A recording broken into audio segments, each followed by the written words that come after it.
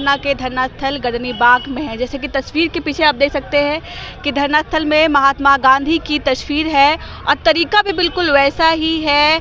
हमारे पीछे अंबिका जी हैं, इस उम्र में जो है अनशन पे बैठे हुए हैं। मांग एक ही है कि मानदेय के रूप में उनको खैरात नहीं, अपना हक चाहिए। और ये जो अनशन है कई दिनों से चल रहा है, लगातार हम कवरेज भी कर रहे हैं और इनका अनशन टूटा नहीं है। यहाँ बैठे जो डीलर्स हैं उनसे पूछने की कोशिश करेंगे कि क्या सरकार के रूप से कोई अभी तक आपसे बात करने के लिए आया है और अभी जो है ये अनशन कब तक जारी रहेगा? देखिए, ऐसा है, शुक्रवार को जिला प्रशासन की टीम आई थी।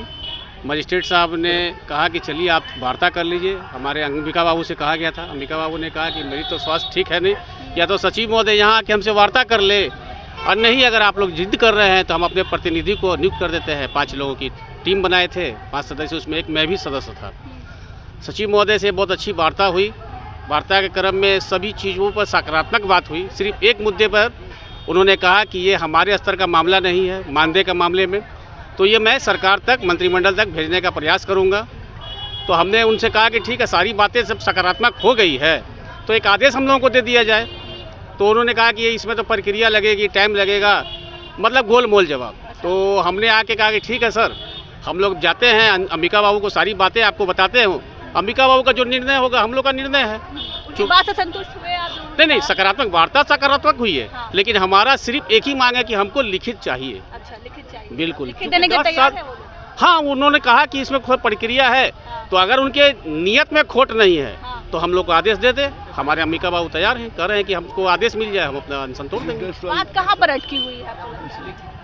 बस हम लोग को लिखित आदेश चाहिए। लिखित आदेश चाहिए, लगता है लिखित आदेश। सवाल ऐसा है कि हम लगातार आंदोलन करते जा रहे हैं और ये सरकार बात करती है, पीछे मुंह फेर लेती है, और बाद में जब आप लोग पूछने जाते हैं कि पीडीएस वाले के साथ ही बताएंगे, हमको तो कोई आवेदन नहीं मिला। इतना झूठा भ्रष्ट मंत्री तो हमने नहीं देखा। सीधा कहते हैं हमको ये सब कोई मालूम नहीं है। तो दूर से मुँह जलता है, तब मट्ठा भी आदमी फूंक के पीता है। इस बार बंद कर लिए हैं, चाहे छक्का चाहे डक्का या बोल्ड।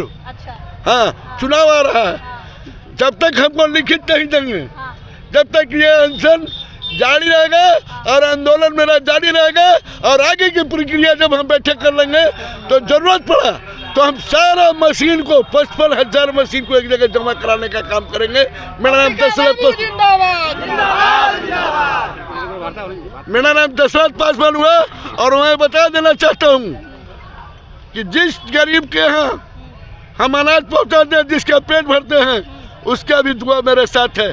गरीब की दुआ और एक मौसमात की दुआ, जिसको लग जाता है फलता फूलता है, बिगड़ता नहीं है। इसलिए आप उसका पेट काटने का काम कीजिएगा तो बदुआ देगा, अगर भरपेट खिलाने का काम करेगा तो आगे बढ़ाने का काम करेगा। मेरा नाम दशरथ पासवान हुआ, हम संयुक्त मोर्चा के वरिष्ठ नेता हैं। अभी विधानसभा चुनाव है, साल के आखिरी तक, लगता है कि सरकार आपके आगे झुकेगी? मांग पूरी झुकना पड़ेगा सरकार को। हाँ। और हम लोग का जो मांग है, मांग पूरा करना पड़ेगा सरकार को। हाँ। यही है। कुछ लोग कह रहे हैं कि पहले आपने ये आंदोलन क्यों नहीं किया? इससे पहले भी हम लोग 10 साल पूर्व भी 10 साल पूर्व से आंदोलन हम लोग कर रहे हैं। अच्छा। प्रत्येक साल आंदोलन कर रहे हैं हम लोग, लेकिन इसका कोई रिस्पॉन्स नहीं मिल रहा है। इसीलिए हम लोग का सीधा है कि आप आदेश निर्गत कीजिए, हम लोग अनशन तोड़ने के लिए अंबिका बाबू को प्रणाम करेंगे। तो आपने उनसे कहा नहीं कि इस उम्र में अनशन में बैठे हुए हैं, कम से कम इसका तो उनको ख्याल रखना चाहिए? उस सब सरकार का जो नीति बहुत गंदा है, नीतीश कुमार का। अच्छा। नीतीश कुमार स्वयं अपने आप जाने वाले हैं छोड़ के, गद्दी छोड़ के। हाँ, निश्चित। विक्रेता चाह लिया मेरा, 58,000 विक्रेता है पूरा बिहार में, मेरा विक्रेता चाह लिया तो नीतीश कुमार को छोड़ना पड़ेगा गद्दी। इतना आसान होगा वो छोड़ देंगे? आपको लगता है छोड़ना पड़ेगा, आसानी से छोड़ना पड़ेगा। हम लोग चाह रहे हैं आसानी से छोड़ना पड़ेगा, नहीं तो मेरा जो सम्मान है, सम्मान आप कीजिए। हम लोग उनको वोट की चोट से हटाएंगे। वोट की चोट हमारी जब लगेगी तो आज केजरीवाल साहब देख रहे हैं, आने वाले दिन में नीतीश बाबू भी देखेंगे।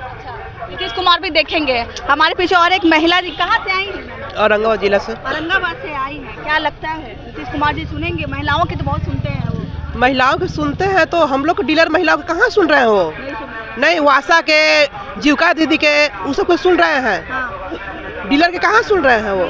नहीं। कितने साल से आप काम कर रही हैं? हम 2 साल से। 2 साल से यही समस्या है? हाँ, यही समस्या आ रही है। हम लोग को आश्वासन दिया जाता है और फिर बाद में कुछ हम लोग का मतलब किया नहीं जाता है। चलिए, मेरे पीछे आप देख रहे होंगे नेताजी भी आए हुए हैं, राजद के नेता हैं, अभी विपक्ष की भूमिका निभा रहे हैं। आप नेताजी आए हुए हैं, डीलर हैं या नेताजी हैं? हम दोनों हैं। दोनों हैं। तो क्या अपनी जो विपक्ष है अभी तेजस्वी यादव से कोई बातचीत हुई आपकी इसको लेकर? हमारी पार्टी लगातार जो है इस मुद्दे पे बात करने आई है और हमारे प्रतिनिधि लोग भी आए हैं। हमारी पार्टी के तरफ से इनको फुल समर्थन है। पीडीएस डीलरों को इनकी मांग जायज़ है, सरकार को इनकी मांग मानना चाहिए।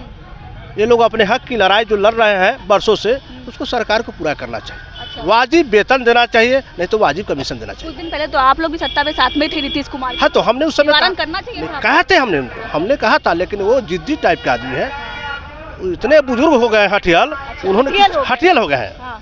उन्होंने मानने से बात को मना कर दिया। अच्छा। भाई हमने कहा कि लोगों की समस्या जब देख रहे हैं, सभी को वेतन दे रहे हैं, बढ़ा रहे हैं, तो डीलर लोगों की भी समस्या सुनिए।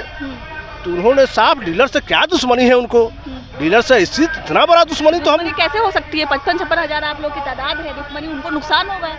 वो तो डीलर की बात ही नहीं सुनना चाहते हैं। ऐसा लगता है कि कहीं उन तक बात सही तरीके से पहुंच नहीं पाती है। उनकी उन तक बात तक विधानसभा में भी उठा है, ऐसा बात नहीं है, विधानसभा में भी कई बार बात उठा, लेकिन नीतीश कुमार अपने कान में ढिला देकर सो जाते हैं। अच्छा। डीलर की बात ही नहीं सुनते हो, जबकि हमारी पार्टी भी इनके फुल सहयोग में है। यहाँ तक कि विपक्ष के सभी नेता डीलर के संग में है।